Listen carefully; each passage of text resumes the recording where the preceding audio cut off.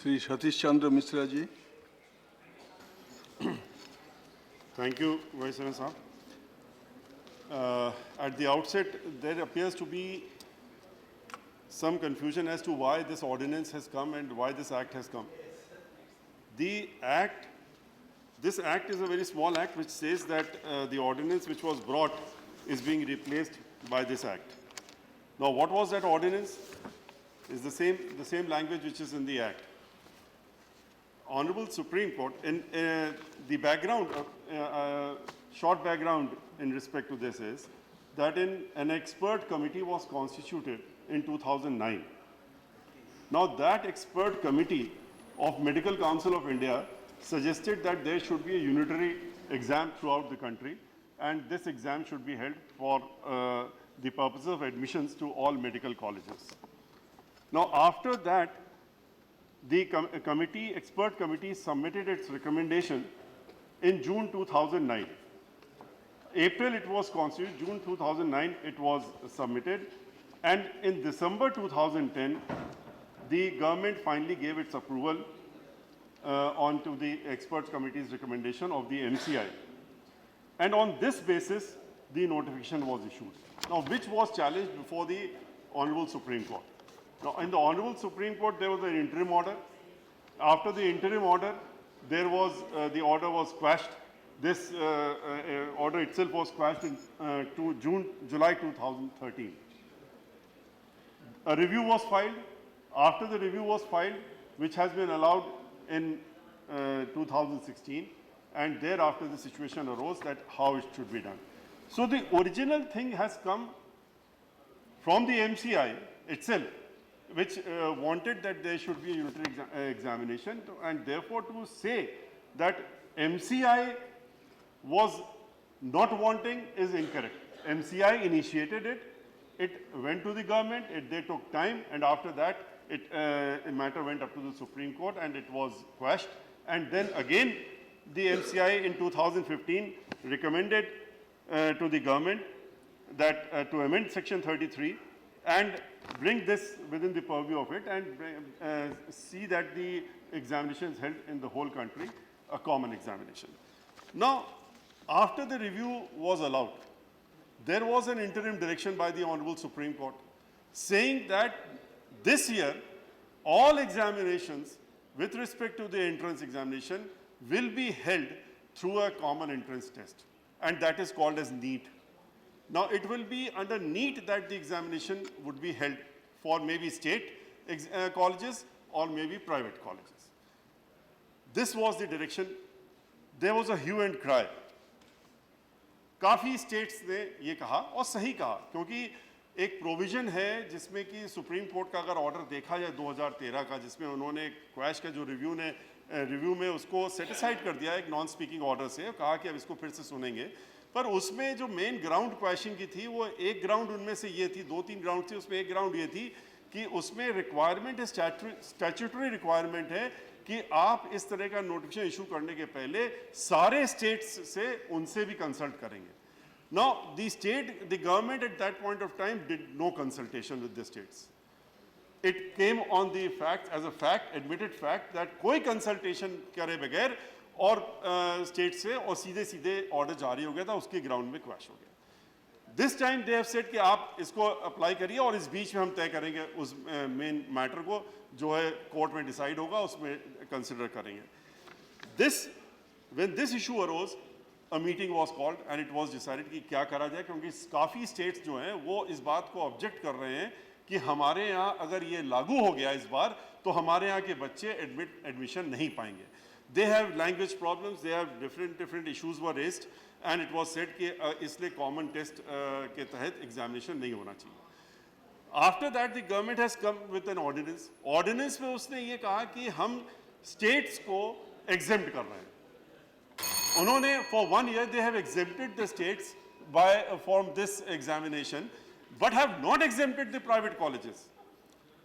सारा आज जो सिचुएशन है वो सिचुएशन ये है कि प्राइवेट कॉलेजेस में नीट अप्लाई करता है. प्राइवेट कॉलेजेस में अगर एडमिशन होना है तो मेरिट के माध्यम से अगर आप जो क्राइटेरिया फिक्स्ड है उसको आप क्लियर करेंगे तब आप प्राइवेट कॉलेज में एडमिशन पाएंगे.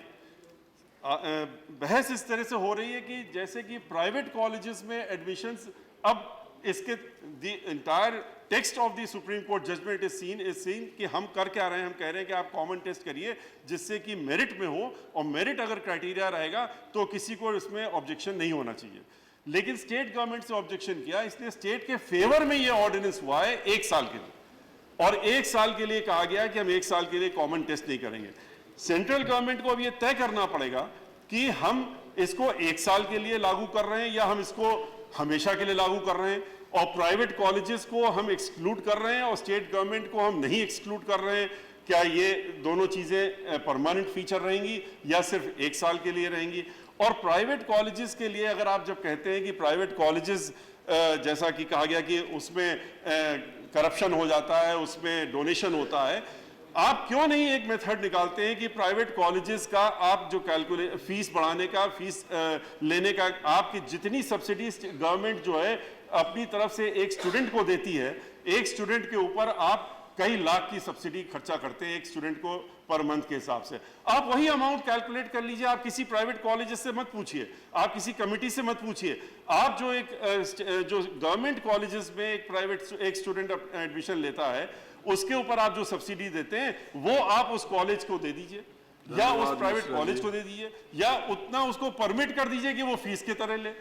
वरना आप या तो ये एक कहिए कि हम प्राइवेट कॉलेजेस को नहीं होना चाहिए, चलना ही नहीं चाहिए, but to say simply on this ground that fee structure इतना heavy हो जाता है और इतना उसमें डोनेशन होता है इसलिए हम इसको कर रहे हैं, तो आपने प्राइवेट कॉलेजेस को ऑलरेडी परव्यू में ले लिया है। They are now within the NEET, they are presently they are with the NEET and therefore they are within that purview. It is this government colleges which are out, so you have to decide whether you want merit in the government colleges or you don't want merit in the government colleges, or only in the private colleges you want merit.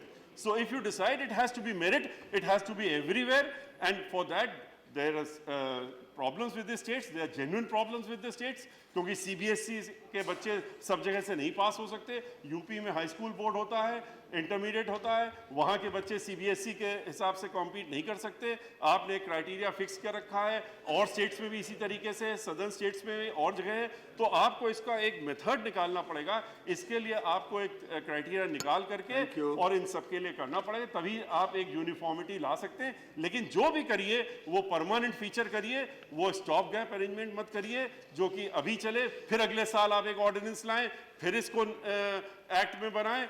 इस तरह का feature नहीं होना चाहिए। आपको तय करना चाहिए कि इसको हम किस तरह से चलाएंगे, और लेकिन ये भी साथ में कह देना खाली कि एमसीआई में गड़बड़ी थी, एमसीआई में जो तत्कालीन अध्यक्ष थे उन्होंने गड़बड़ी की थी, उनके खिलाफ केस चला था, इसलिए ये हुआ था। ये तथ्य बिल्कुल गलत है, क्योंकि ये सबको मालूम है, आ चुका है कि तत्कालीन अध्यक्ष के खिलाफ जो भी केसेस थे सब खत्म हो गए।